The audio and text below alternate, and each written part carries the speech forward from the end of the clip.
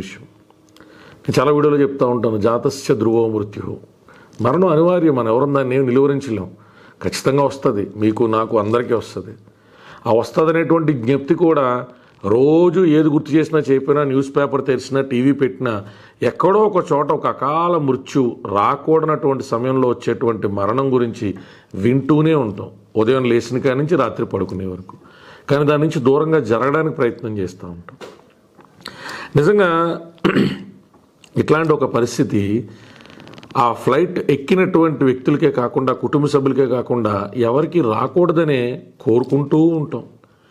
ఏ హిందూ దేవాలయానికి వెళ్ళినా కూడా అకాల మృత్యుహరణం, సర్వవ్యాధి నివారణం, సమస్త పాపక్షయకరం, శ్రీ పరమేశ్వర పాదోదకం పావనం శుభం అని పంతులు గారు ఆ తీర్థం ఇస్తున్నప్పుడు దాని విలువ ఏంటి అన్నిసార్లు కాంక్షిస్తూ ఉంటారో దేవుడి గుడికి వెళ్ళినప్పుడు, ఎందుకు ఆ ఇన్నర్ ఇంజనీరింగ్ చేస్తూ ఉంటారు, ఆ మంత్రాలతో పాటు ఎంపవర్ చేసినటువంటి ఆ తీర్థాన్ని మనకి ఎందుకు ఇస్తూ ఉంటారని చిన్న వయసు నుంచి ఆలోచన చేస్తున్నప్పుడు అన్నిట్లకంటే బాధాకరమైనటువంటిది రాకూడని సమయంలో వచ్చేటువంటి మృత్యువు కానీ, మృత్యు సమానమైనటువంటి వ్యాధి కానీ.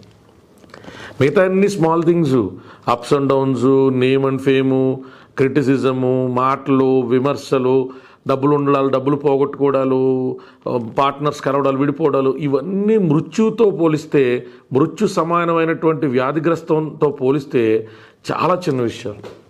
కాబట్టి ఏ వేద సూక్తాలు చెప్పినా నిండైనటువంటి ఆయుష్, అంటే మానవ జీవన ప్రమాణాల్లో ఈరోజు అంటే 70 ఏళ్ళకి 60 ఏళ్ళకి పడిపోయి 50 ఏళ్ళు 60 ఏళ్ళు బతికితే చాలనుకునేటువంటి దుర్భరస్థితి వచ్చింది. కానీ నిండు 100 ఏళ్ళు బతకాలనేటువంటి కాంక్షే ఆశీర్వచనంలో ఎప్పుడూ కనబడుతూ ఉంటుంది. అటువంటి ఆశీర్వచనం అందరికీ దక్కాలని కోరుకోవాలి. అకాలమైన మృత్యు రాకూడదని కోరుకుంటానే ఉండాలి. జరుగుద్దా జరగదా అనేటువంటిది వేరే సబ్జెక్టు. అలా కోరుకున్నది మాత్రం జరుగుద్దా అంటే కోరుకోవడంలో తప్పైతే లేదు కదా.